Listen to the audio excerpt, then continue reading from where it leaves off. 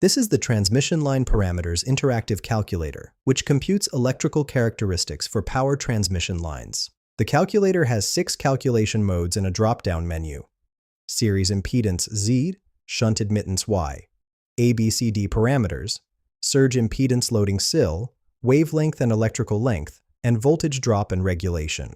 For this demonstration, I'll select series impedance.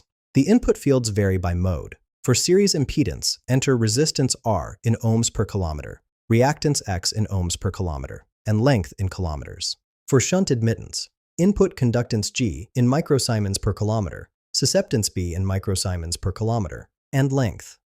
ABCD parameters requires R, X, G, B, length, and frequency in hertz. Other modes have their specific inputs, including line voltage, load current, and power factor. Using our test values, resistance 0.0483 ohms per kilometer, reactance 0.3267 ohms per kilometer, and length 150 kilometers. Click Calculate Parameters. The calculator returns the total series impedance magnitude and angle, showing how resistance and reactance combine over the line length. This helps engineers determine voltage drop and power losses in transmission system design. Find the link in the description below.